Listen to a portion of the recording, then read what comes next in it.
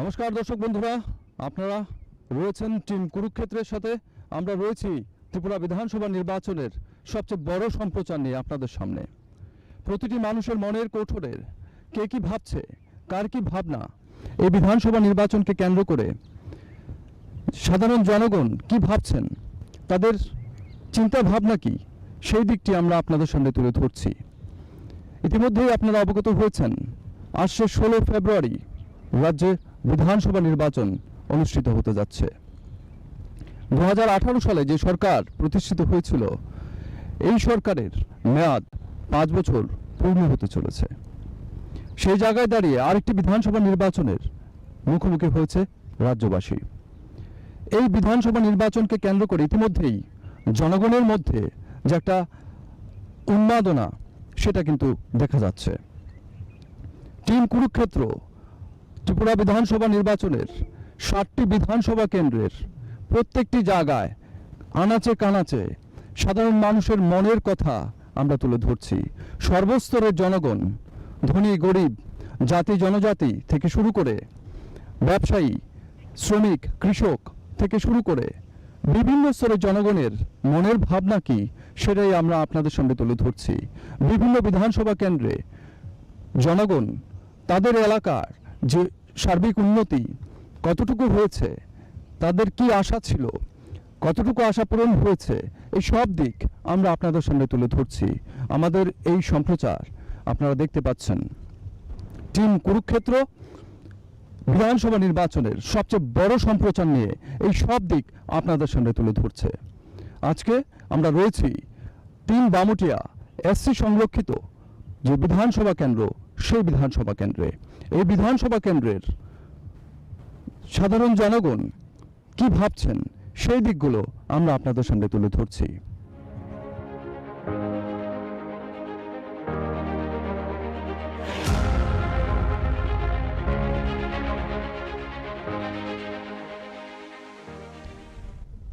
আমরা এই সময় রয়েছি 3 বামুটিয়া এসসি সংরক্ষিত সেই বিধানসভা কেন্দ্রে, এবং সেখানে এই স্থানীয় এলাকার যে জনগণ, আমরা একজন বয়স্ক ব্যক্তির সাথে রয়েছি, যিনি এই এলাকারই বাসিন্দা, দীর্ঘদিন ধরে উনি এখানে বসবাস করছেন। তো ওনার কাছ থেকে জেনে নেব এই এলাকার এই সময়ের মধ্যে ওনারা কি কি আশা করেছিলেন, কতটা উন্নতি হয়েছে, ওনাদের আরও কি মনের কথা রয়েছে, আমরা সেটা জেনে নিচ্ছি। নমস্কার, আপনার নামটা জানতে চাইব। পুতুল কল। আপনি এখানে কতদিন ধরে বসবাস করছেন? হয়েছে তো অনেক দিন হয়েছে। অনেকদিন এখানে থাকছেন, দেখছেন এখানকার সবকিছু। তো বিগত সময়ে আপনাদের এই যে সময় গেল, এই সময়ে আপনারা কি কি সুযোগ সুবিধা পেয়েছেন? এই তো রেখার কাজ করি, মালিক কইছে 2 ঘন্টা করে জায়গা দিব, তো কই জায়গা তো এখনো কোনো খোঁজ পাতাম। আর এই যে আপনারা তো এই চা বাগানের এলাকারই, তো আপনারা কি এই চা বাগানে এখানেই কাজ টাজ করেন? এখানেই কাজ করি। তো বাবু কাজ আরম্ভ হয়েছে আর কি, আমরা তো পারছি না, বুড়া মানুষ কলম কাটছে। আপনি কত বছর ধরে এখানে কাজ করছেন? হয়েছে 60-70-এর উপরে গেছে। এখানে কাজ করছেন। এখানে যে সুযোগ সুবিধা রাজ্যের যে সরকার এই নতুন চা বাগানের জন্য অনেক রকম, এই যে চা বাগানগুলো এখানে যারা আপনারা কাজ করছেন তাদের জন্য অনেক নতুন নতুন প্রকল্প এনেছে। আপনারা এই সম্পর্কে জানেন কি কিছু? না, জানি না। সুযোগ সুবিধা পেয়েছেন কিছু? নতুন এই যে রেশন কার্ড থেকে শুরু করে আপনাদের যে বিভিন্ন রকম সুযোগ সুবিধা দেওয়ার কথা, সেগুলো আপনারা জানেন? এটা পাইছি, বিপিএল চাল পাইছি, আর ফ্রি চালও পাইছি। এটা কোভিড পরিস্থিতিতে, যখন করোনা পরিস্থিতি চলছিল, এই সময়ে আপনারা সুযোগ সুবিধা পেয়েছেন? পাইছি, অনেক সাহায্য পাইছি। কেন মিছা কথা কম, বুড়া মান 2 দিন পরে মারা যাও, পাইছি, সব দিকে সাহায্য পাইছি বাবু। এখন আপনারা কি চান? আমি আর কি চামো, এখানে থাকি না, আর এই পুলাকটা আছে এর কাছে থাকি, নাহলে আমরা বস্তির থাকি আর কি। এখন আপনাদের এই সময়টার মধ্যে আপনারা যা দেখেছেন কতটুকু পরিবর্তন হয়েছে বা কি নতুন কিছু আপনাদের চোখে লেগেছে কিনা? না না, এটা লাগছে না। আপনারা এখন কি চান? কি চামো বাবা, আমি তো এখানে থাকি না, আমি থাকি বস্তির ছোট পোলার কাছে। আর এই গরু আছে এখানে, গরু বান্ধার জায়গা বস্তি, বড় পোলা থাকে এখানে। ধন্যবাদ। আমরা কথা বললাম একজন এই এলাকার স্থানীয় নাগরিকের সাথে, যিনি এই এলাকায় দীর্ঘদিন ধরে বসবাস করছেন এবং এই যে চা বাগান এলাকা রয়েছে বামুটিয়া কেন্দ্রের, এই চা বাগানে উনি দীর্ঘদিন ধরে এখানে কাজ করছেন এবং উনি জানিয়েছেন যে কোভিড পরিস্থিতি থেকে শুরু করে বর্তমান রাজ্য সরকার এই চা বাগানের শ্রমিকদের জন্য যে বিভিন্ন প্রকল্প এনেছে সেই প্রকল্পগুলোর সুবিধা ওনারা পাচ্ছেন। রেশন কার্ড থেকে শুরু করে বিপিএল এর চাল থেকে শুরু করে ওনারা সেটা পাচ্ছেন। আমাদের সঙ্গে থাকুন, দেখতে থাকুন কুরুক্ষেত্রের এই সম্প্রচার।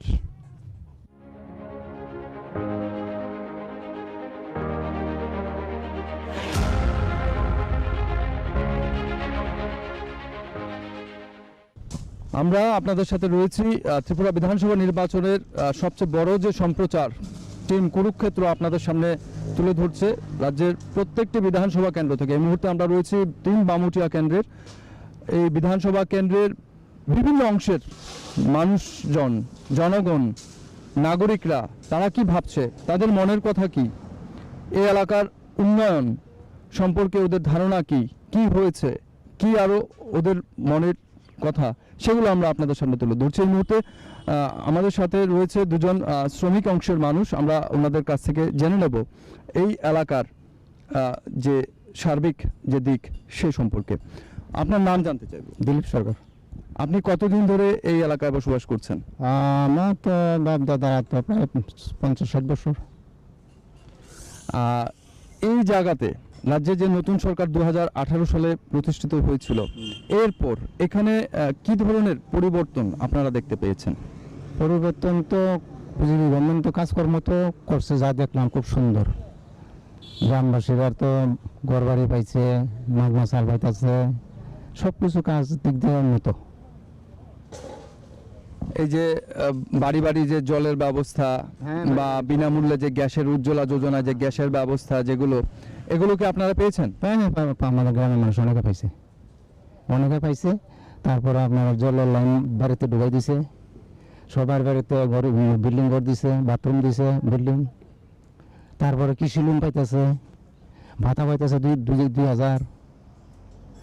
মানে কোনো মানে দল যখন মানে জানা সবাই পাইতেছে। আপনাদের এই জায়গায় আগে কি সমস্যা ছিল, যে সমস্যা থেকে এখন এই সমস্যা কি রয়েছে কিনা সেটাও আমরা জানতে চাইবো। ওখানে সমস্যা বলতে মানে যেমন মনে হয় একটু রাস্তাঘাট আমরা দিকে আর একটু হইলে মানে ভালো। আমাদের তো গরিব এলাকা, এসি এলাকা, এটা একটু দরকার। আর আমাদের তো কিছু পাওয়ার মতন আর কোনো কিছু মানে চাওয়ার কোনো ইয়ে নাই, এমন সবাই তো পাইছি। আর আরও কিছু দিব যারা মানে বাকি আছে, এমন সিদ্ধান্ত হয়েছে পঞ্চায়েতে। আগে আপনাদের এলাকার কোনো সমস্যা রয়েছে কিনা, বিশেষ কোনো সমস্যা যেটা আপনারা আগে খুব বেশি করে আপনারা ফেস করতেন, এই ধরনের কোনো সমস্যা এখন রয়েছে কিনা? ওখানে সমস্যা তো অনেক কম, মানে সামথিং কিছু কিছু থাকবে। আগে কি ধরনের সমস্যা আপনারা ফেস করেছিলেন? আগের সমস্যা তো মানে যেমন মানে কেউ বাড়িতে বাথরুম নাই, গরিব মানুষ করতে পারে না, থাকার ঘর নাই, রাস্তাঘাট নাই, আর চুরি ডাহাতির লাগিয়ে তো মানুষ থাকতেই পারছে না। ও গ্রহণতি বাংলাদেশের ডাহাত এসব শুধু। এখন এই সমস্যাটা কত দূর এখন তো নিরসন হয়েছে বা কেমন রয়েছে পরিস্থিতি? এখন তো পরিস্থিতি ভালো, কারণ আমাদের এলাকাবাসী উন্নত হইতেছে, ঘর বাড়ি হইতেছে, মানুষ পরিবর্তন হইতেছে, পরিবেশ পাল্টাইতেছে, খুব ভালো।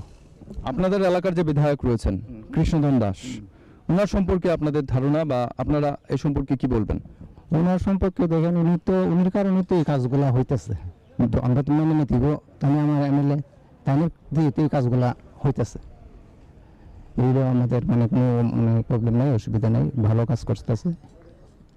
আমরা আপনার কাছে জানতে চাইবো, আপনি দীর্ঘদিন ধরে এই পেশার সাথে যুক্ত, প্রথমত আপনার পরিচয় এবং আপনারা এই সরকার আসার পর কি কোনো সুযোগ সুবিধা পেয়েছেন কিনা বিশেষ কিছু?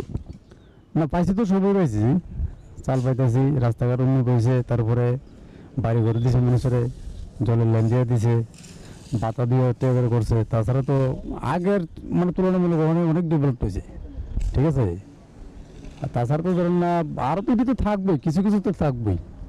এমনিতে ভালোই করছে যেটা করছে, তো আগামী দিন আরও ভালো একটা ইয়ে করবো আর কি। আপনি এই এলাকায় কত বছর ধরে থাকছেন? আমি তো এমনিতে আমার বাড়ি এনে না, আমার বাড়ি এমনি কাজ করি, ঠিক আছে। এলাকা দিয়ে আসা যাওয়া করি, এদিকে আসা যাওয়া করি, আমরা বাড়ি হলো শ্রীরামপুর। তো আপনি শ্রমিক অংশের মানুষ, আপনি এই শ্রমজীবী কাজের সাথে যুক্ত রয়েছেন। তো আপনাদের জন্য কোনো সুযোগ সুবিধা এই সরকারের সময় আপনারা পেয়েছেন বা এমন কিছু আপনাদের কাছে জানতে চাইবো? সুযোগ সুবিধা তো আগের মতো বলতে তোমার আমাদের কিছু হাজিরা টাজিরা বাড়ছে আর কি, আগের থেকে হাজিরা বাড়ছে। আর আগে তো কাজ আসলো না, কাজ খুব কম আসলো, কাজটা খুব বেশি। আপনারা এই সময়ে, এই সরকারের সময়ে যে কাজকর্ম হচ্ছে চারিদিকে, এতে করে আপনাদের অভিমত কি? আগের থেকে অনেক ভালো। তাছাড়া কাজের ইয়েটা খুব বেশি আর কি, মানে চাপটা কাজ খুব বেশি। এতে আপনারা কি খুশি বা আপনারা আর কি চান? চাওয়ার তো অনেক কিছু আছে, তাছাড়া মনে করুন কোন যে কাজ দিতেছে, এভাবে কাজ থাকলে চলবো। আপনাকে ধন্যবাদ। আমরা 3 বামুটিয়া কেন্দ্রের শ্রমজীবী অংশের মানুষ এবং এই এলাকার যারা স্থানীয় বাসিন্দা রয়েছেন ওনাদের সাথে কথা বললাম। আমরা এই সময় রয়েছি এই বিধানসভা কেন্দ্রেই, এখনো আমাদের পরিক্রমা রয়েছে। আমার সাথে রয়েছে একজন এই এলাকারই বাসিন্দা। আমরা আপনার নাম জানতে চাই। আমার নাম বিকাশ সরকার। আপনি কত বছর ধরে এই এলাকায় থাকছেন? এখানে আছি প্রায় 8 বছর ধরে। আমার এখানে বাইক মেকানিকের দোকান। আমি 8 বছর ধরে এখানে পরিবেশটা বা এখানে সমাজের যে কিছু কালচার এগুলি দেখেছি এবং দেখছি, এটাই আর কি। একটা লম্বা সময় আপনি দেখেছেন, স্বভাবতই যেহেতু 8 বছর ধরে এখানে রয়েছেন, বিগত সরকারেরও একটা সময় আপনারা পেয়েছেন এবং রাজ্যের যে 2018 সালে যে নতুন সরকার হয়েছিল, এই সরকারের সময়টা আপনারা পুরোটাই পেয়েছেন। তো সেই জায়গায় দাঁড়িয়ে আপনার এই এলাকায় বা আপনার এই ব্যবসার ক্ষেত্রগুলোতে কি পরিবর্তন আপনার নজরে এসছে? আমি বলতে কি, সরকার আসার পরে উন্নত হয়েছে ঠিক, কিন্তু দেখা যায় আইন জিনিসটা কিছু গাফিলতি আছে, প্লাস যে যুব সমাজটা পুরোপুরি ধ্বংসের পথেই। যে নেশা সামগ্রী, আগে আমরা ছোটোবেলা কোনো সময় শুনলাম না যে হিরোইন, ড্রাগস এগুলি কোনো সময় আমরা দেখিনি। বিজেপি সরকার আসার পরে দেখলাম যে প্রত্যেক ঘরে ঘরে যে যুব সমাজটা, এটা ধ্বংসের পথে। হ্যাঁ, ড্রাগস, হিরোইন এগুলি প্রায় যুব সমাজটা 18 না 10-12 পরেই প্রত্যেকটা ছেলের একই অবস্থা। এই ড্রাগস, ইঞ্জেকশন এগুলি না নিলে ওরা চলতেই পারে না। কিন্তু আগের সরকার থাকা অনুসারে এটা ছিল না। হ্যাঁ, সরকারের যেমন উন্নতি হয়েছে, এটার পাশাপাশি এটার দিকে নজর রাখা দরকার, যে যুব সমাজটাকে শক্ত করার জন্য নেশা সামগ্রী সব দিকে নষ্ট করতে হবে।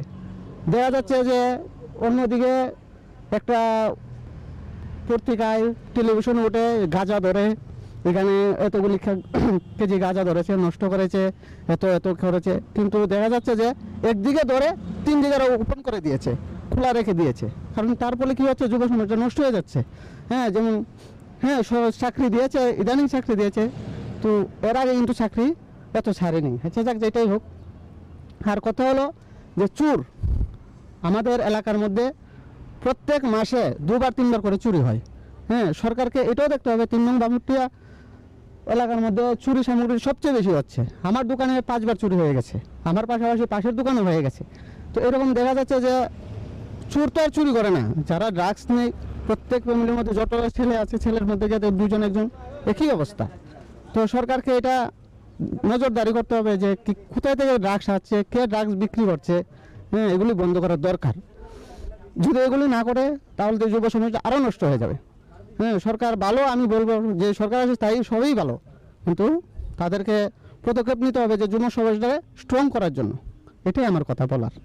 আপনার এলাকায় এই সময় বিভিন্ন দিক দিয়ে এলাকার যে সার্বিক উন্নয়ন, রাস্তাঘাট, পানীয় জল থেকে শুরু করে বিভিন্ন যে সুযোগ সুবিধাগুলো নাগরিকদের যে সরকার দিয়েছে, বা বিভিন্ন কোভিড পরিস্থিতিতে এই সরকারের সময় আমরা দেখেছি সরকারকে কোভিড পরিস্থিতির মধ্যে দিয়ে, করোনা পরিস্থিতির মধ্যে দিয়ে যেতে হয়েছে, যেটা একটা বিশেষভাবে আমরা দেখতে পাই।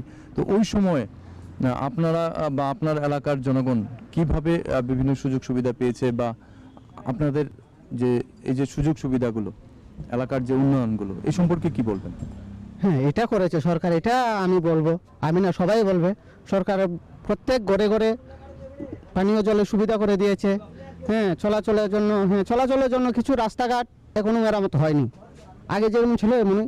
তবে 3 নং বামুটিয়া যে দমদমি এলাকার মধ্যে আপনি যতটা গলিতে ঢুকবেন একটা রাস্তারও কাজ হয়নি বিগত 5 বছর ধরে। বলতে পারবো না যে আমি যে আজকে 8 বছর এখানে আছি, হ্যাঁ, বলতে পারবো না যে কোনো একটা রাস্তা একটা ভালো একটা কাজ করেছে, ভালো একটা সলিং হলেও তো মেরামতের একটা দরকার। আপনি যদি হেঁটে যান তো দেখবেন কি একটু জায়গা গিয়ে ইট নেই, মাটি নেই, গর্ত হয়ে রয়েছে, কিন্তু এগুলি করা হয়নি। বিজেপি সরকার আমি দেখিনি কোনো এমএলএ বা কেউ এসে রাস্তাঘাট একটা মেরামত করার জন্য। হ্যাঁ, আমি কিন্তু আজ অবধি দেখিনি। হ্যাঁ, কিন্তু তার সরকারের একদিকে তো করলে হবে না, দেখতে হলে সব দিকে দেখতে হবে। সরকারের নজরদারি, সরকারের তো দোষ নেই, যারা যে এমএলএ আছে, মেম্বার প্রধান আছে, তারা দেখতে হবে, তারা উপর মহলে নিয়ে যেতে হবে জিনিসটা, যে হয় এটা নিয়ে গেলে তারা এনে তারপরে এনে দেবে। কিন্তু এটা করে কিনা বলতে পারবো না, তো আমি তো কাজ নিয়ে ব্যস্ত। তবে প্রত্যেক মেম্বার প্রধান, হ্যাঁ, সবাই এটা নজরদারি দরকার যে রাস্তাঘাট উন্নয়ন হয়েছে কিনা বা হবে কিনা। হ্যাঁ, তাদেরকে তো আমাদের যে বাড়ির রাস্তাটা আপনি যদি যান দেখবেন যে এরকম ডালু, একদম ডালু, বৃষ্টির দিনে তো চলার মতো কথাই নেই।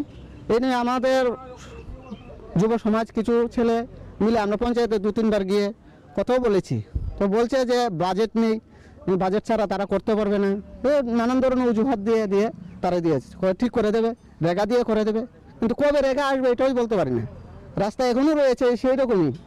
আজ থেকে মনে 6 মাস আগে আমি বলেছি, আমি না আরও লোক গিয়েছে, সবাই গেছে, কিন্তু দেখা যাচ্ছে যে কোনোই করা হয়নি, রাস্তা যে কি সেই রয়ে গেছে।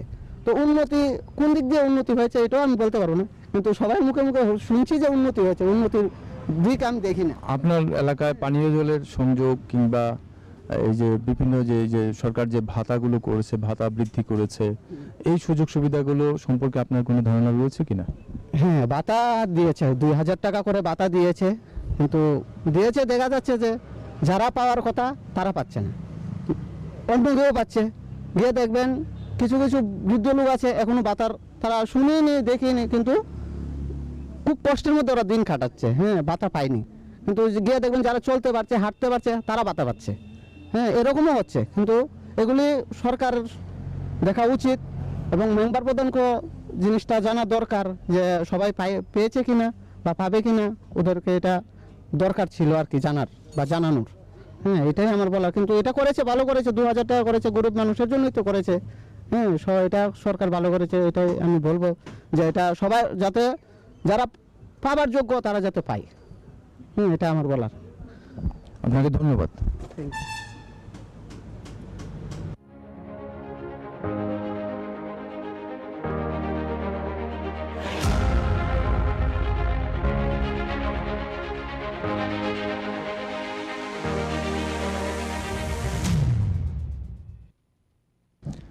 আমরা এই 3 বামুটিয়া কেন্দ্রের যে সফর আমাদের জারি রয়েছে, আমরা এবার রয়েছি এই এলাকারই কিছু রেগা শ্রমিক এখানে আমরা পেয়ে গেছি। এই সময় আমরা ওদের কাছ থেকে জেনে নেব এই সময়ে এই এলাকায় ওনারা এই যে সরকারের সময়টাতে ওনারা এই এলাকায় কি উন্নতি হয়েছে, ওনারা কি চান, ওনারা কেমন পেয়েছেন, কাজকর্ম কেমন পেয়েছেন, এই সম্পর্কে আমরা ওদের মনের কথা আপনাদের সামনে তুলে ধরছি।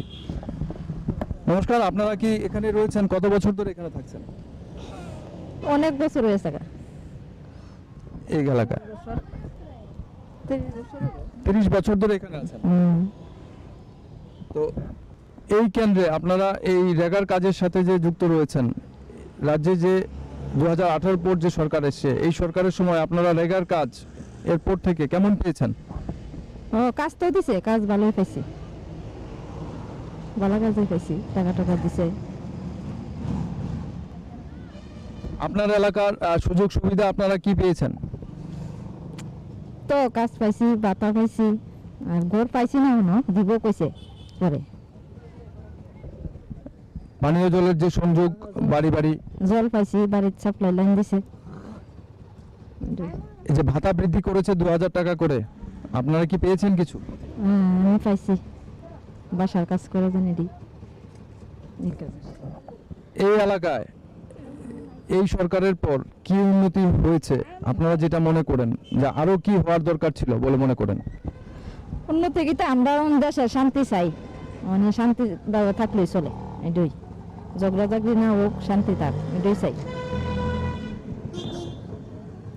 আপনাদের এই যে রেগার কাজ করছেন, এই রেগার কাজের পরিপ্রেক্ষিতে এই সময়ে, এই যে সরকারের সময়ে যে বিভিন্ন সুযোগ সুবিধা, বিশেষ করে করোনা পরিস্থিতিতেও যে সুযোগ সুবিধা কেমন পেয়েছেন? তো রেশনও মাগনা চাল দিছে, মাথা পিছে 5 কেজি করে, এটাই সুযোগ পাইছি আর কি।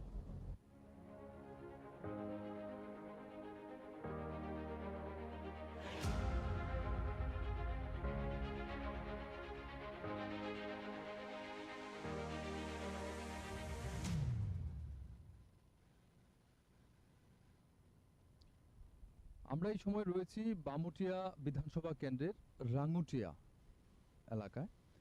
এখানকারই জনৈক বাসিন্দা সাথে আমরা আপনাদের কথা বলছি আপনাদের সাথে। আমাদের এই রাজ্যের যে বিধানসভা নির্বাচন সামনে আসছে, এই বিধানসভা নির্বাচনকে সামনে রেখে কুরুক্ষেত্র টিম আমরা প্রতিটা সমাজের প্রত্যেক অংশের মানুষের সাথে তাদের কি ভাবনা, তাদের এলাকার সার্বিক উন্নয়ন বা এই সব দিক আমরা আপনাদের সামনে তুলে ধরতে চাইছি। এই মুহূর্তে এই রাঙ্গুটিয়া এলাকারই একজন বাসিন্দা রয়েছেন, আমরা ওনার সাথে কথা বলছি।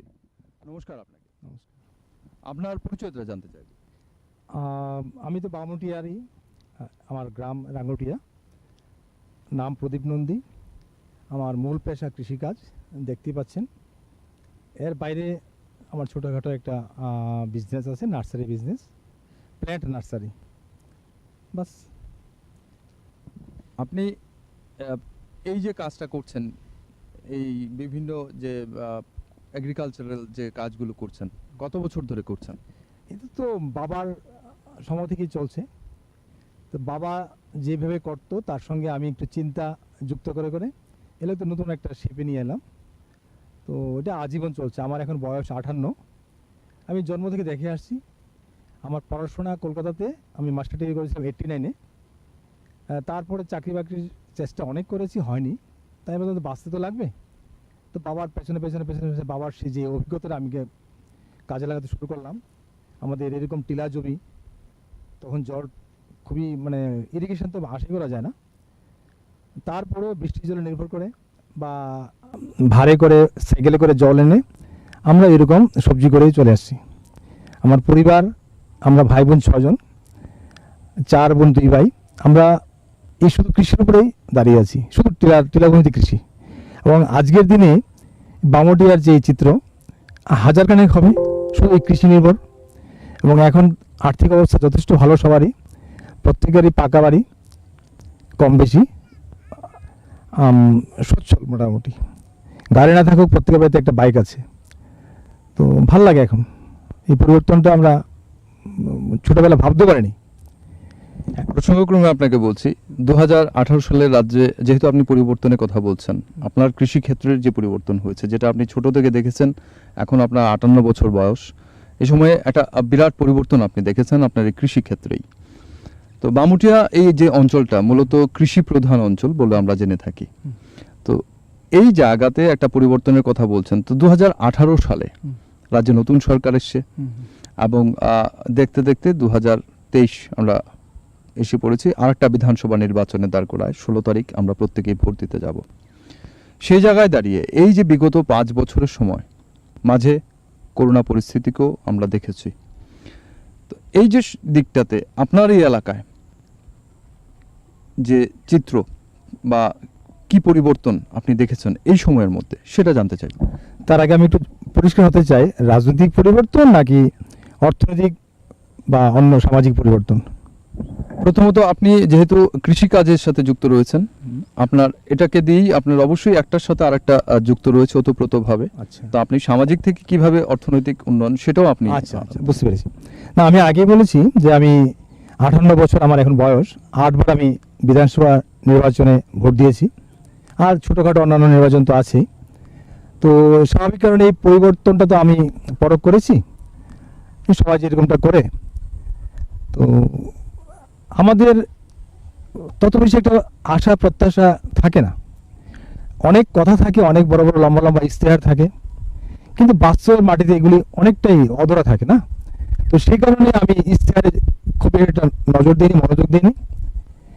তারপরও এই 8টা নির্বাচনে 7টা তো গেল এখন বিজেপি ক্ষমতায়, বিজেপি কংগ্রেস বা জোট বামপন্থী সরকার, তাদের যে চেষ্টা ছিল না তা না, চেষ্টা ছিল, কিন্তু চেষ্টায় একটা ইন্টিগ্রেশনের অভাব ছিল, যে কারণে একটা ক্লাসের লোকেরা যতটা বেনিফিট নিয়েছে ঠিক সেরকম কিন্তু উপযুক্ত যাদের প্রয়োজন বা যারা সত্যিকারের অর্থে এই ব্যাপারটাকে, অর্থনীতি ব্যাপারটাকে একটু আরেকটু বেশি গিয়ার আপ করতে পারতো, তাদেরকে কিন্তু ততটা কিন্তু সাপোর্ট করা হয়নি।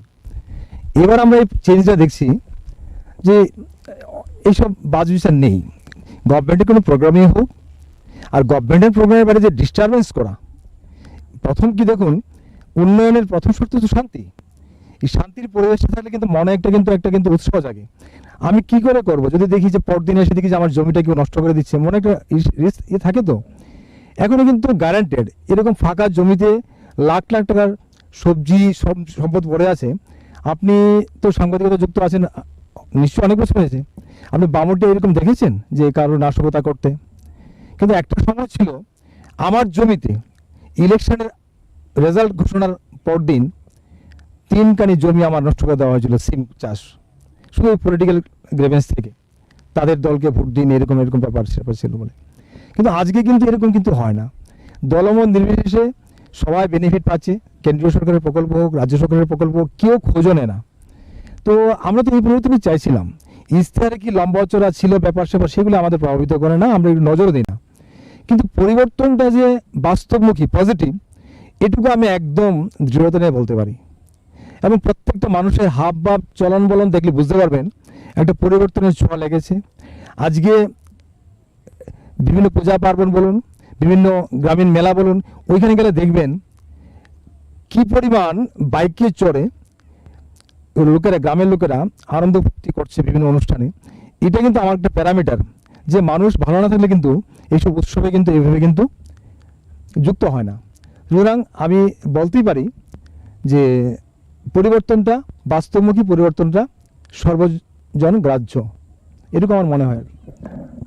আরেকটা দিক সবচেয়ে গুরুত্বপূর্ণ, আমরা দেখেছি রাজ্যের এই সরকার, যেহেতু সরকারের প্রসঙ্গ এসছে সামনে ভোট, আমরা যদি নারীদের দিকে দেখি, রাজ্য সরকার স্বসহায়ক দল আমরা দেখেছি এই 2018-র পর একটা প্রচুর পরিমাণে, বিগত সরকারের আমলের চাইতে একটা প্রচুর পরিমাণে তাদের সংখ্যাটা বেড়েছে।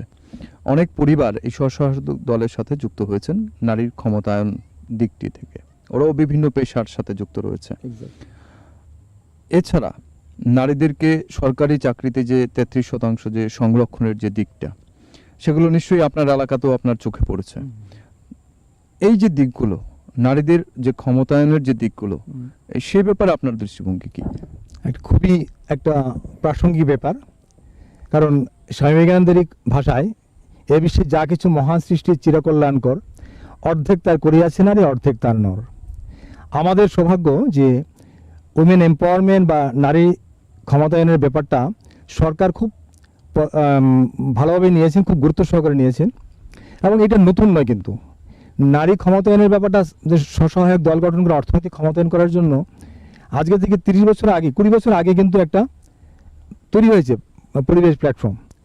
কিন্তু আমরা দেখতাম যে কোথা থেকে যেন একটা গান্ধা পলিটিক্স, দুষ্ট রাজনীতি এসে এই গ্রুপগুলোকে এমনভাবে নাজেহাল করতো, সরল সহজ বুদ্ধিসম্পন্ন এই যে গ্রামীণ মহিলারা, তার কিছুদিনের মধ্যে নিজেদের মধ্যে একটা দলবাজি, নিজেদের মধ্যে একটা ঝগড়াঝাটি, অশান্তির পরিবেশ সৃষ্টি করে সন্দেহ, অবিশ্বাস এগুলি এমন অবস্থা হতো যে শুরুতেই শেষ হয়ে যেত যে কোনো একটা উদ্যোগ। তো এই পরিস্থিতিটা এখন অনেকটা পরিবর্তন হয়েছে এবং এই পরিবর্তনের ফলস্বরূপ বামুটিয়াতে শুধু সেলফ হেল্প গ্রুপ মুষ্টিমেয় কতটা নয়, কয়েকটা ফেডারেশন, আপনি জানেন কয়েকটা সেলফ হেল্প গ্রুপ নিয়ে একটা ফেডারেশন করতে হয়, এরকম কয়েকটা ফেডারেশন। এবং কিছুদিন আগে আমার সৌভাগ্য হয়েছিল ওইদিকে যাওয়ার, আমি একটা কমিউনিটি হলে দেখলাম তিল ধারণের জায়গা নেই এবং শেষ পর্যন্ত তাদের অন্যখান থেকে চেয়ার এনে বসার জায়গা করতে হয়েছে বারান্দায়। তো এতে করে বোঝা যাচ্ছে মহিলারা যথেষ্ট আগ্রহী অর্থনৈতিকভাবে ক্ষমতায়নের জন্য। আচ্ছা, এবার শুধু উমেন্স এম্পাওয়ারমেন্ট বা মহিলা ক্ষমতায়ন বলতে তো শুধু আমরা শুধু অর্থনৈতিক ক্ষমতা নিয়ে বুঝি না, তার সঙ্গে তো আর কথা বলার অধিকার থাকতো বাক স্বাধীনতা। তো বিশেষ করে বাক স্বাধীনতা রুদ্ধ হয় কিন্তু পরিবারে, তার বড় যারা আছেন, তার স্বামী শাশুড়ি, তারাই বাক স্বাধীনতাকে অনেক সময় রুদ্ধ করে রাখেন। তো সেখানে যথেষ্ট সংঘবদ্ধভাবে সেলফ হেল্প গ্রুপ এর মহিলারা তাদেরকে মোটিভেট করা, কাউন্সিলিং করা, বিভিন্ন ধরনের উদ্যোগ নেওয়া শুরু করেছে। নেশার সামগ্রীর বিভিন্ন ধরনের বামুটিয়ার আনাচে কানাচে এগুলি বন্ধের ব্যাপারে তারা যথেষ্ট সজাগ এবং বলতে ভাল লাগে এখন খুব মিনিমাম এখন নেশার যে প্রবলেমটা বামুটিয়াতে মিনিমাম। একটা সময় ছিল যখন বলা হতো বামুটিয়া হলো ব্ল্যাকের স্বর্গরাজ্য, হয়তো আজকের দিনেও যথেষ্ট হয়, কিন্তু এলাকায় এর প্রভাব কিন্তু আমরা খুব বেশিটা লক্ষ্য করি না। হাজারে একটা এরকম হয় যে নেশা করে এই পরিবারের জন্য একটা বিপর্যয়ের কারণ হয়েছে, এরকম হাজারে একটা আমরা দেখি। কিন্তু একটা সময় ছিল ঘরে ঘরে বিভিন্ন ধরনের নেশায় লিপ্ত ছিল। বামুটিয়া কিন্তু এদিক দিয়ে খুব ভালো, আর সময়ও বেশি একটা নেই এসব করার মনে হয়। কৃষিকাজটা এতভাবে এখন বিস্তৃত হয়েছে, বিশেষ করে PM কিষাণ সিঁচাই জন্য দেখতে পাচ্ছেন, এটা একটা বরদান। যেই জায়গা বেকার ছিল এতদিন, কেউ ভাবতে পারতো না এখানে কিছু কৃষি হবে, জমির উর্বরতা ছিল কিন্তু জল নেই।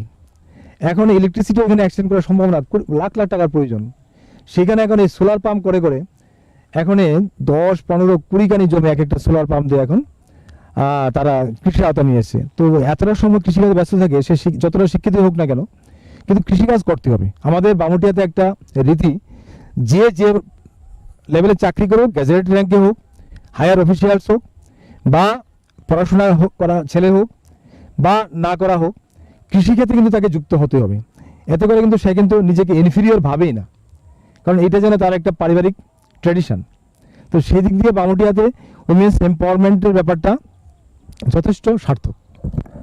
সবচেয়ে বড় যে দিক, আপনি যেহেতু এই কথাটা বললেন যে যেই কাজই করুক না কেন তাকে কৃষির সাথে যুক্ত হতে হবে, যে বিভিন্ন কৃষি সংক্রান্ত যে বিভিন্ন সুযোগ সুবিধা আমরা দেখতে পাই, সরকারি বিভিন্ন পেশার সাথে যুক্ত কিংবা যারা রয়েছেন, তাদের এই দিকটা আপনারা কিভাবে দেখছেন?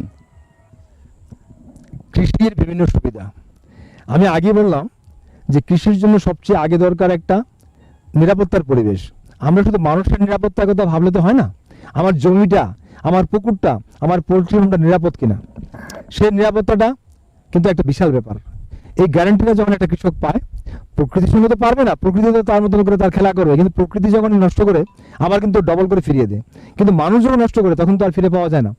সেই অ্যাসুরেন্সটা কিন্তু এখন আমরা অনেকটাই ফিল করি। আর অভাব তো মানুষের অনেক সময় বাজে পথে চালায়। এখন প্রত্যেকের জমিতে ফসল হচ্ছে, প্রত্যেকে এখন পয়সা পকেটে নিচ্ছে, তো কেউ কারোর ক্ষতির চিন্তা করেও না। তো সেই দিকে চিন্তা ভাবলে দেখা যায় যে আমাদের কৃষি যথেষ্ট এখন স্বাবলম্বী। আর সুযোগ সুবিধার ব্যাপারে বলতে গেলে এখানে একটু পরিতাপ থাকে। সুযোগ সুবিধায় প্রথম যদি আমি ধরি কৃষি দপ্তরের ভূমিকা, কৃষি দপ্তরের যে যারা অধিকর্তা বা যারা এই ব্যাপারে পড়াশোনা করে এসেছেন, চাকরি করছেন, তারা কিন্তু অত বেশি কিন্তু ফিল্ড লেভেলে কিন্তু তাদের রোল প্লে করেন না। রোল প্লে করলে হয়তো আর একটু ভালো হতো। আমি কিন্তু আমার অভিজ্ঞতা থেকে বলছি কথা না, আমার জমিতে তাদেরকে হাতে গোনা পাই না। আমার গাঁদা ফুল গাছে একটা প্রবলেম ছিল, অনেক কষ্ট করে আমি তাদেরকে এনেছি। সুতরাং এইখানে আরেকটু সরকারকে আরেকটু কি বলা যায়, মানে তৎপর হওয়া দরকার, যাতে করে দপ্তরগুলো আরেকটু অ্যাক্টিভ হয়। কারণ অভাব তো নেই, বীজ বলুন, সার বলুন, মেশিনারিজ বলুন, ইকুইপমেন্টস টুলস, কৃষি টুলস বলুন, কোনো কিছু কিন্তু অভাব নেই, সরকার কিন্তু দিতে রাজি। কিন্তু এইগুলো কিন্তু প্রপার ডিস্ট্রিবিউশন করা, তাদেরকে আরেকটু বেশি সাবধানী হতে হবে, যেন প্রপার লোকের কাছে যেন প্রপার জিনিসটা পৌঁছায়। আর দ্বিতীয় যে বিষয়টা আসছে সেটা হলো মার্কেটিং করা। আমি তো উৎপাদন তো করলাম, সেটা মার্কেটে পৌঁছাতে হবে। সেই মার্কেটটাকে এনশিওর করার ব্যাপার, নয়তো কিন্তু কৃষকের কিন্তু সব মাটি। সেই জায়গাতে এখন আমাদের ভালো লাগছে যে কালীবাজার আমাদের একটা সেন্ট্রাল মার্কেট, সেখানে আমাদের 8টা 9টা গাঁও সভার সব সবজি যায়। সেই বাজারটাকে রিসেন্টলি রেগুলেটেড মার্কেট করা হয়েছে এবং নাবার্ডের সহযোগিতা এখানে 3,12,00,000 টাকা ব্যয়ে শুধু কৃষকদের জন্য সবজি মার্কেট করে দেওয়া হচ্ছে। তো আগামী দিনে আমরা কাজ প্রায় 30% হয়ে গেছে, বাকি 70% কাজ খুব তাড়াতাড়ি হয়ে যাবে এবং আমরা আশা রাখছি যে আগামী বছর আমরা ওইখানে আমাদের মতন করে আমরা গর্বের সহিত আমাদের সবজি বিক্রি করতে পারবো। পাশাপাশি এখানে কোল্ড চেম্বার করা হয়েছে, আমাদের যদি সারপ্লাস করে সবজি থাকে যেটা বিক্রি করতে পারিনি সেটা আমাদের এখানে রাখার মতো ব্যবস্থা করা হয়েছে। নট অনলি দ্যাট, বাজারটাকে কেন্দ্র করে 5 কিলোমিটার একটা পেরিফেরি করা হচ্ছে বেল্ট, যেটাকে ক্লাস্টার কনসেপ্ট আনা হয়। সেই ভেজিটেবল ক্লাস্টার কনসেপ্টের জন্য আমাদের বিধায়ক কৃষ্ণচন্দ্র দাস এতটা তৎপরতা নিয়েছেন যে 15 দিনের মধ্যে উনি একটা রাস্তা তৈরি করে দিয়েছেন ওই কালীবাজারের পূর্ব দিকে, শুধু ওই এলাকার কৃষকদের একটু রাস্তাটাকে শর্ট করার জন্য। তো ধন্যবাদ বিধায়ক সাহেবকে। আমরা প্রস্তাব রেখেছি এরকম করে প্রত্যেক জায়গাতে অন্তত 5 কিলোমিটার একটা রাউন্ডস, আমরা যেমন শহরতলি বলি, আমাদের কালীবাজারে এরকম কালীবাজার তলি যেন এটাকে রিচ করে দেওয়া হয়। 5 কিলোমিটার মধ্যে যারা সবজি চাষ করে যেন খুব সহজে যেন বাজারে আনতে পারে এবং যেন কৃষকরা যেন কোনো ধরনের ভোগান্তির শিকার না হয়। তো এই ব্যাপারগুলো দেখলে আমাদের যথেষ্ট। আর বাকি যেটা আছে কৃষক সম্মান নিধি বলুন বা বিভিন্ন ধরনের সরকারি স্কিম বলুন বা সোলার PM কৃষি সিঁচাই যোজনায়, এগুলো তো বিশাল বিশাল একটা আশীর্বাদ। এই ওভারফ্লো জল পড়ছে এখানে, হ্যাঁ, আমার কিছুই করতে লাগে না, শুধু একটু অন আর অফ করা, একটু জল আপন মনে তার গতিতে চলছে। এরকম 20-22 খানি জমি একটা সোলার পাম্প দিয়ে চলছে। তো জলটাই তো মেন, কৃষিকাজের জন্য তো জলটা মেন। তো তারপরে যেটা দাবি থাকে একটু সার সময় মতো পাওয়া, একটু কীটনাশক, এইগুলো যদি আরেকটু বেশি তৎপরতার সহিত করা হয় মোটামুটি কৃষকরা কিন্তু খুশি থাকবে। আর কৃষি নিধি যে এটা আরেকটু বাড়ানোর জন্য আমরা আপনাদের মাধ্যমে সরকারের দৃষ্টি আকর্ষণ করব, যেন কেন্দ্রীয় সরকারের যেন তারা ব্যাপারটা বোঝায় যে ত্রিপুরার কৃষকদের স্বার্থে কিষাণ সম্মান নিধি যেন অন্তত মাসে যেন 1,000 টাকা করার ব্যবস্থা করা হয়। বর্তমানে 500 টাকা দেওয়া হয়, এটাকে 1,000 টাকা করা হলে কৃষকদের খুবই লাভ হবে। আমরা দেখেছি যে রাজ্যের বেকারদের জন্য যেটা নজরে এসছে, অনেকেই বলছেন এমন যে বেকারদের যাতে সেখানে এম্পাওয়ারমেন্ট হয় বা তাদের যাতে সেখানে রোজগারের একটা ব্যবস্থা হয়, সেটা সরকারি হোক বা বিভিন্ন বেসরকারি ক্ষেত্র হোক। আমরা দেখতে পাচ্ছি বিভিন্ন জব মেলা বা জব ফেয়ার যেগুলো আমরা দেখতে পাচ্ছি, পাশাপাশি সরকারি বিভিন্ন উদ্যোগ আমরা দেখতে পাচ্ছি। এই দিকটাকে আপনারা কিভাবে দেখছেন? এখানে কিন্তু আমার ভিউজ কিন্তু অন্যরকম, কারণ আমি নিজে তো বেকার ছিলাম। তো আমি ভুল করে নিজেকে বেকার বলতাম। আমি 89-এ মাস্টার ডিগ্রি করেছি ইকোনমিক্স নিয়ে। তো চাকরির চেষ্টা প্রচুর করেছি। এট দি এজ অফ 37 আমি বুঝতে পেরেছি যে আমি চাকরির জন্য যোগ্য নই। সঙ্গে সঙ্গে কিন্তু মাথায় খেললো যে আমাকে তৈরি হতে হবে। খুব আমার সময় কম, আমি জীবনের বিশাল সময় নষ্ট করে ফেলেছি।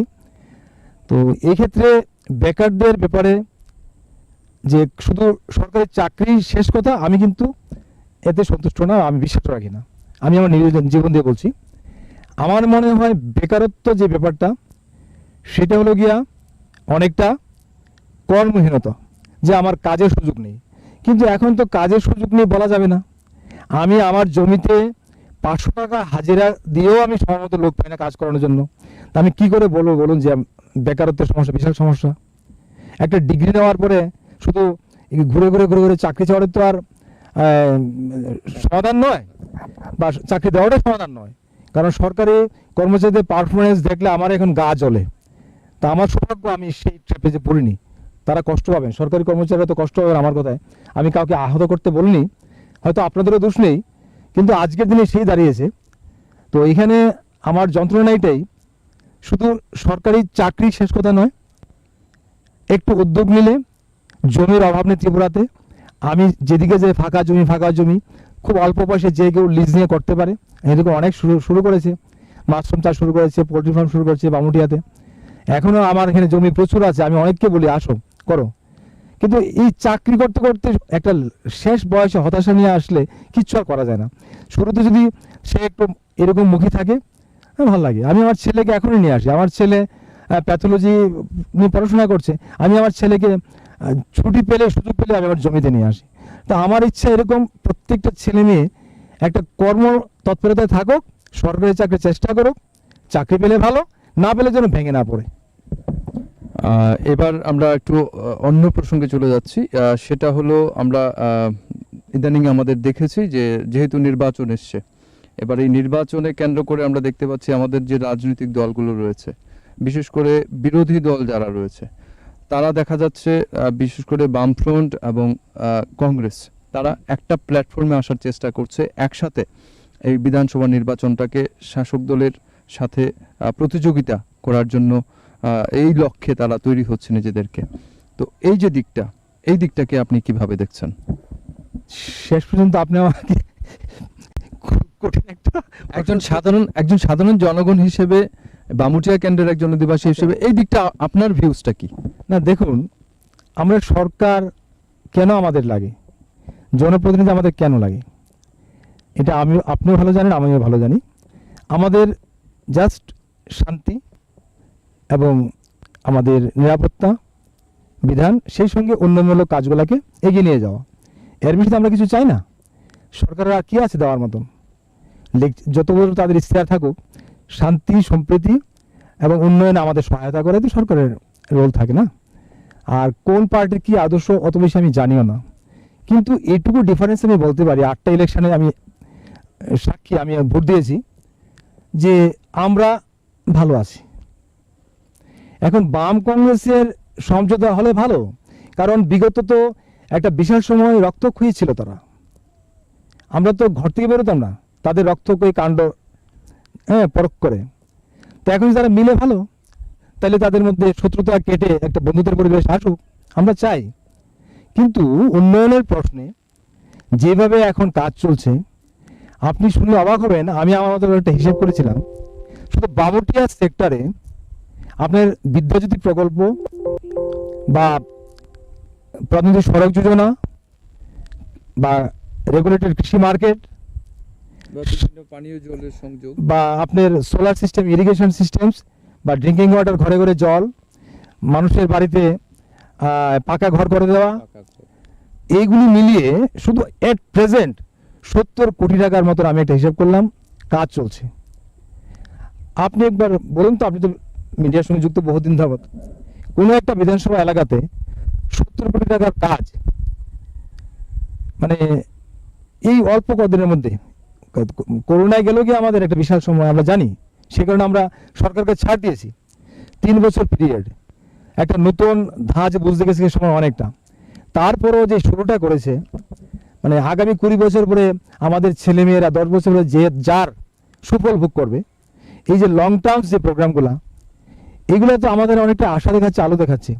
তো পাশাপাশি আমরা আরেকটা কি দিক, চাইবো যে এখানে ব্রেক আসুক, কংগ্রেস সিপিএম মিলুক, শত্রুতা শেষ হয়ে বন্ধুত্ব হোক, কিন্তু ভোটের প্রভাব পড়ুক আমি কোনোভাবেই চাইবো না, অন্ততপক্ষে আগামী 5 বছর।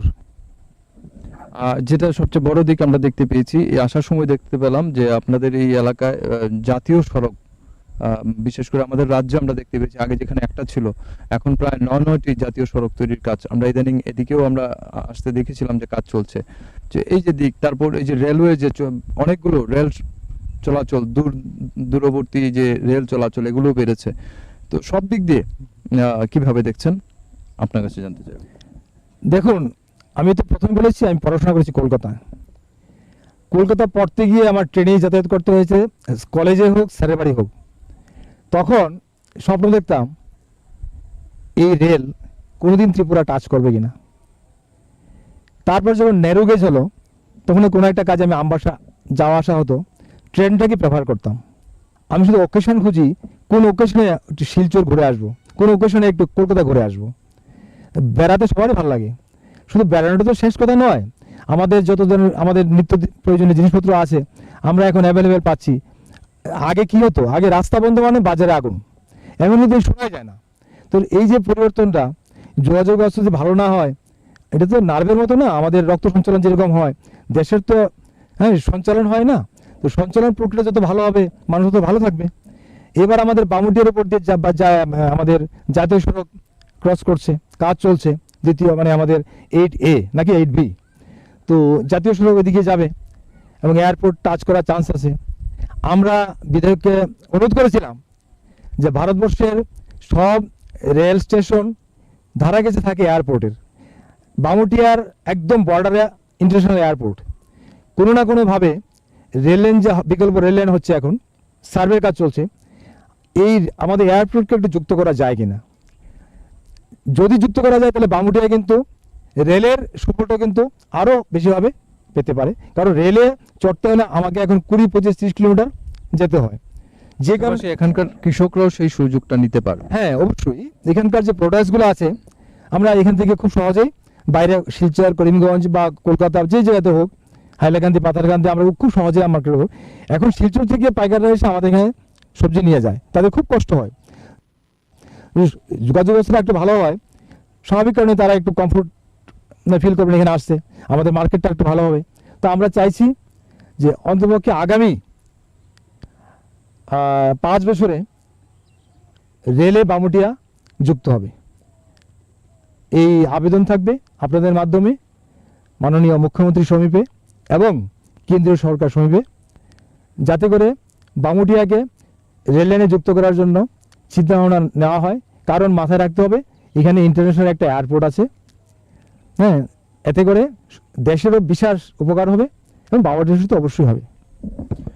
আপনাকে অসংখ্য ধন্যবাদ। অনেকগুলো দিক আমরা আপনার কাছ থেকে জানতে পারলাম এবং এই এলাকার যে সার্বিক যে দিকগুলো উনি তুলে ধরেছেন, PM কুসুম হোক কিংবা বিভিন্ন যে যোজনাগুলো রয়েছে, বিভিন্ন যে এই বর্তমান সরকারের সময় আমরা দেখেছি বিভিন্ন বিদ্যাজ্যোতি প্রকল্পের কথাও উনি উল্লেখ করেছেন।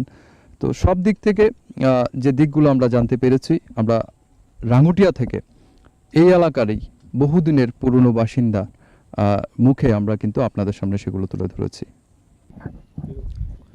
আমরা বামুটিয়া কেন্দ্রে আমাদের যে কুরুক্ষেত্র টিম রয়েছে, বিধানসভা নির্বাচনকে কেন্দ্র করে সাধারণ জনগণের যে প্রতিক্রিয়া সেই দিকটি আপনাদের সামনে তুলে ধরার চেষ্টা করছি। বামুটিয়া SC সংরক্ষিত এই কেন্দ্রে আমরা এই এলাকারই একজন বাসিন্দা, ওনার সাথে আমরা কথা বলছি। নমস্কার। হ্যাঁ নমস্কার, আপনার পরিচয়টা জানতে চাই। আমার নাম হচ্ছে অঞ্জনা দেব আর বাড়ি হয়েছে গান্ধীগ্রাম। এই যে সময়, এখন তো আমরা আর একটা বিধানসভা নির্বাচনের মুখোমুখি হতে যাচ্ছি, আগামী আসছে 16 যে ফেব্রুয়ারি, তখন এই নির্বাচন, ভোট, আমরা প্রত্যেকেই ভোট দিতে যাব। একটা সরকার 2018 সালে প্রতিষ্ঠিত হয়েছিল, তো এই যে সময়টা, এই সময়টাতে আপনার এলাকায় কেমন উন্নয়ন হয়েছে? যে 18তে যে সরকারটা আসছে, হ্যাঁ বিজেপি সরকার, এই সরকারে অনেক উন্নয়ন করছে। উন্নয়ন মানে যেমন আমি লেট্রিন পাইছি, ঘর পাইছি, তারপরে 2 টাকা কেজি চাল ফ্রিতে চাল, তারপর ভ্যাকসিন, মানে মুরগের লোন, তারপর অনেক কিছু এমনভাবে মানে আমার এলাকার সবাই এইভাবে 3-4টা লোন পেয়ে গেছে। কিন্তু যে আগে যে 25 বছরের সরকারটা আসলো, মানে এই সরকারের কথা কী কমু, মানে একটা দুর্ভাগ্য জিনিস। আমি পাই না, আমার আশেপাশে কেউই পাইছে না। তাছাড়া তারা মানে তারা ইমন দল, তারা যে আবার ভোট চাইতেছে কীভাবে, আমি কোনো ইডি বুঝলাম না। তারা কি পাওয়ার নিচে মাটি আছে না মাথার উপরে কেউ আশীর্বাদ আছে? তারা আবার দাঁড়াইতে চাইতেছে, করতে চাইতেছে। তারা কি করছে? তারা গরিবের সরকার দেয়, তারা কি গরিবের সরকার মানলাম, হ্যাঁ, তারা কি তো গরিবের পাশে কোনোদিন দাঁড়া না। তারা তো মনে করেন সবসময় কী করছে, মানুষের মাথার বাড়ি দিয়ে গালি কাজ করছে। কিন্তু এই যে বিজেপি সরকার কি না করতেছে, চতুর্দিকে রাস্তাঘাট, এরপরে রাস্তার এই যে চুলার লাঠি, তাছাড়া অনেক কিছু সুযোগ সুবিধা, এরপরে কন্যা ভাতা, তাছাড়া তারা সময় আসলো 700 টাকা এটা কি বৃদ্ধ ভাতা, হ্যাঁ, আমরা এই বিজেপি সরকার আসার পরে 2000 টাকা করছে। তাছাড়া তো অনেক সুযোগ সুবিধা। আর যে 25 বছর আসলো এই সরকারে কি করছে? কিছুই করছে না কারোর লাগিয়া। তারপর তার কি কমু, যে বিজেপি সরকার আসুক, আমরা সবাই চাই। আর এই সরকারের সময় আমরা যেটা দেখেছি যে 2018 পর যে সরকার এসে সেখানে অনেকগুলো বিদ্যাজ্যোতি স্কুল করা হয়েছে, যে স্কুলগুলোকে ইংলিশ মিডিয়াম স্কুলে রূপান্তরিত করেছে। এছাড়া নারীদের যে বিভিন্ন স্বসহায়ক দলের ক্ষেত্র দেখা যাচ্ছে যে বলা হচ্ছে যে অনেকটাই বৃদ্ধি করেছে পূর্বের তুলনায়। তো সেই দিকটাকে আপনারা কিভাবে দেখছেন? মানে এই যে স্কুলগুলোর কথা, হ্যাঁ এটা তো ভালো, এটা ইংলিশ মিডিয়াম করতেছে, মানে তো ভালো ছেলেরা মানে যেমন 10,323 জনের চাকরি গেছে, এটা কার কারণে গেছে? বামপনের কারণে গেছে। মানে যোগ্যতা ছাড়া তারা চাকরি দিছে বাধ্য, যে মাধ্যমিক পাশ কি একজন মাস্টার হইতে পারে। তাছাড়া বিজেপি সরকার কোন যে আইনটা করছে খুব ভালো আইন করছে। তাছাড়া শিক্ষকের মতো হইতেইব না, মনে করেন যে বিয়েটা দিয়া যে চাকরিটা হয়েছে তারও তো মনে করেন শিক্ষক, আর মাধ্যমিক পাশে চাকরি দিছে, চাকরি তো এটা যাইব, এটা কি মাস্টার হইতে পারে? তারপর হ্যাঁ বিজেপি সরকার সব কিছু ভালো করতেছে, যে আমরা সবাই চাই বিজেপি সরকার আবার আসুক। আপনার এলাকায় যে আর কি হলে আপনাদের ইচ্ছা যে এই দিকটি যদি হয় তাহলে আপনার এলাকার আরো উন্নয়ন হবে, এমন কি কোনো প্রত্যাশা আপনাদের কাছে রয়েছে? এমন তো কোনো মোটামুটি তো সব কিছু হয়ে গেছে। স্কুলটা একটুখানি ইতান করতে হইব, বাউন্ডারিটা রয়েছে, স্কুলটা একটু ইতান করতে হইব, অনেক আছে। পানীয় জলের সংযোগ বলছে যে বাড়িঘরে পেয়েছে, আপনাদের এলাকায় কি পানীয় জলের সংযোগ গিয়েছে? হ্যাঁ দিয়েছে, বাড়ি বাড়ি সাপ্লাই লাইন দিয়েছে। তাছাড়া গ্যাসের লাইন করছে, পাইপ লাইনটা ইতান করছে। তাছাড়া সুযোগ সুবিধা মোটামুটি যারা কারেন্ট আসলো না কারেন্ট পাইছে। তাছাড়া অনেক কিছুই, মানে কত সূচনার কথা কমু, মানে অনেক কিছুই বিজেপি সরকারের করছে। মানে ভালো লাগছে সরকারটাকে, যে কতজন কংগ্রেস সিপিএম, তবে বিজেপি সরকার হয়েছে আলাদা। কংগ্রেস আর সিপিএম এর লগে বিজেপির কোনো তুলনা নাই। মানে এটা করে সবাই, মানে আমার কথা না, এটা সবাই কথার করতে পারে বিরোধী। এখন যে আমরা একটা দেখছি যে কংগ্রেস এবং সিপিএম, যেহেতু বললেন কংগ্রেস এবং সিপিএম এর ওরা দুই দলের মধ্যে একটা মানে একসাথে নির্বাচনে প্রতিদ্বন্দ্বিতা করার একটা চেষ্টা আমরা দেখতে পাচ্ছি, দুই দল একসাথে মিলে প্রতিদ্বন্দ্বিতা করবে। এই দিকটাকে আপনি কিভাবে দেখছেন? এই দিকটাকে আমি দেখছি যে দুই দলে একসঙ্গে এমন করতেছে, তাই আমি মনে করি বিজেপি লাগে ভালো হইব। কারণ কংগ্রেস যে করছে, হ্যাঁ সিপিএমের কোনোদিন ভালো হয়েছে না, যেহেতু অনেক মনে করেন সিপিএম থেকে কংগ্রেসে আইছে, বা হ্যাঁ পুরানো কংগ্রেস, তখন যদি এই কংগ্রেসে যদি আবার সিপিএমের লগে হাত মিলা, হ্যাঁ নিশ্চয়ই কংগ্রেসে থেকে অনেক লোক বাইরিয়া আমাদের বিজেপিতে আসছে, আরও ভালো হয়েছে। ধন্যবাদ আপনাকে। নমস্কার, আপনার পরিচয়টা জানতে চাইব। আমার নাম বিপুল চক্রবর্তী, কান্দিগ্রাম, রাজনগর। আপনাদের এলাকায় এই যে এখন আরেকটা আমরা ভোটের দিকে যাচ্ছি, এই ভোটে এখন সাধারণ জনগণ হিসেবে আপনার প্রত্যাশা কি? প্রত্যাশা বলতে মানে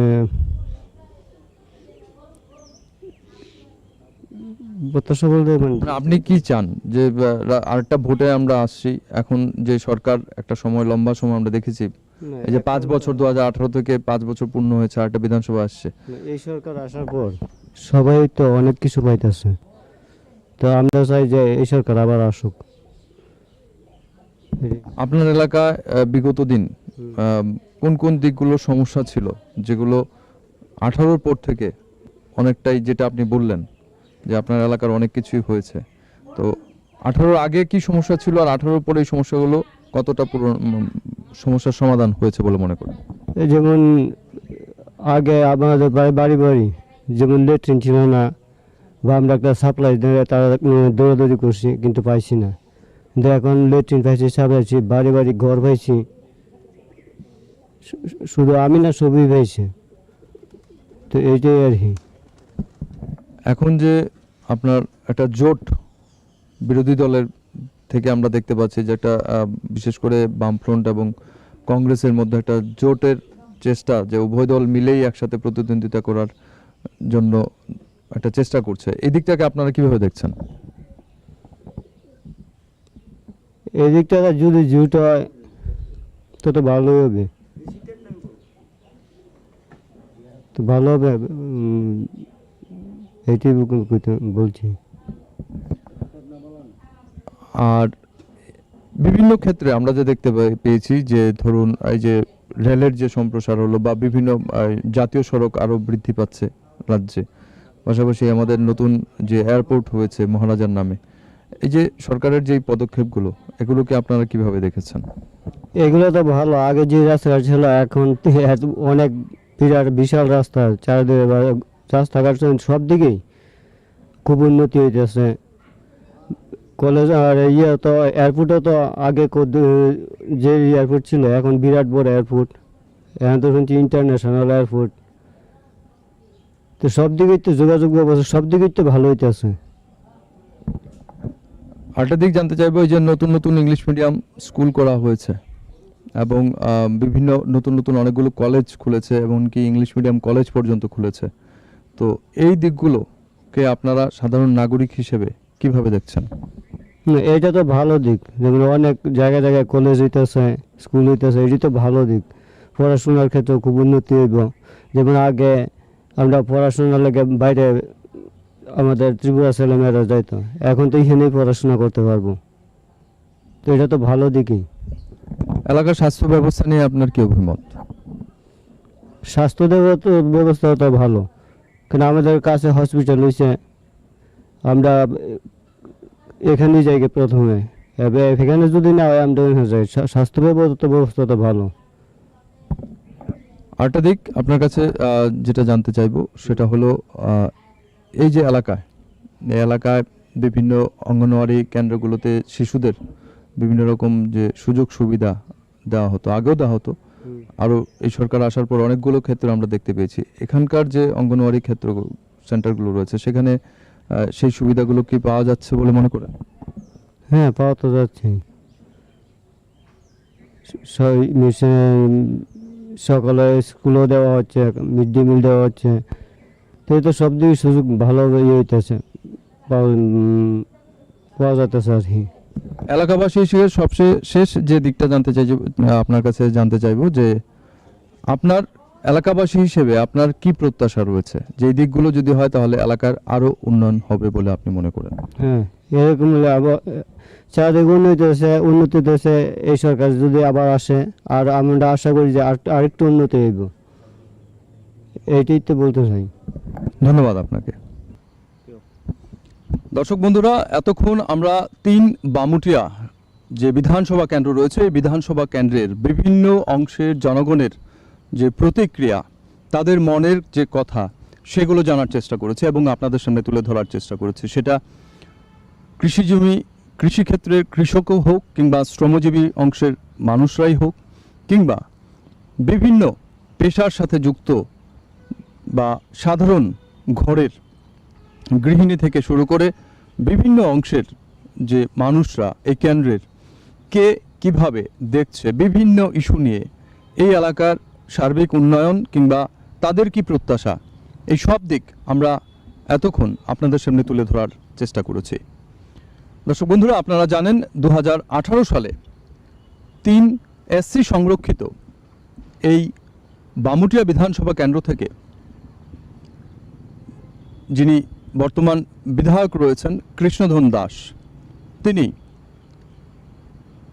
খুব অল্প সংখ্যক যে মার্জিন, ওনার যে বিজয়ী হয়েছিলেন সেখানে মার্জিনটা কিন্তু খুব অল্প সংখ্যক ছিল, 972 ভোটে ব্যবধানে উনি ওনার নিকটতম প্রতিদ্বন্দ্বীকে পরাজিত করেছিলেন।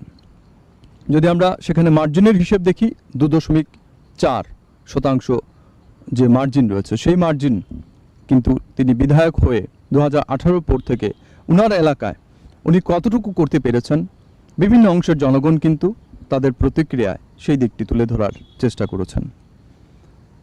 আসছে 16 ফেব্রুয়ারি 2023 সালের রাজ্য বিধানসভার যে নির্বাচন হতে যাচ্ছে, সেখানে টিম কুরুক্ষেত্র এই প্রত্যেকটা দিক আপনাদের সামনে তুলে ধরার চেষ্টা করেছে এবং আমরাও আমাদের যে প্রয়াস, সমাজের সকল অংশের জনগণের যে প্রতিক্রিয়া এই বিধানসভা কেন্দ্রের যে সার্বিক এই সময়ের মধ্যে জনগণের কাছে কতটুকু সুযোগ সুবিধা পৌঁছেছে, কিংবা তারা কি সুযোগ সুবিধা আরও প্রত্যাশা করে থাকে, এই সব দিক বা তাদের যে অভিযোগ, সকল কিছুই আমরা আপনাদের সামনে তুলে ধরার চেষ্টা করেছি আমাদের এই প্রয়াসে। আজকে আমার সহকর্মী যিনি রয়েছেন গৌর দাস এবং আমি মানব, আপনাদের সাথে রয়েছি টিম কুরুক্ষেত্রের তরফ থেকে 3 বামুটিয়া কেন্দ্রের বিভিন্ন অংশের জনগণের সেই প্রতিক্রিয়া আপনাদের সামনে তুলে ধরেছি। আমাদের এই প্রয়াস আগামী দিনও জারি থাকবে।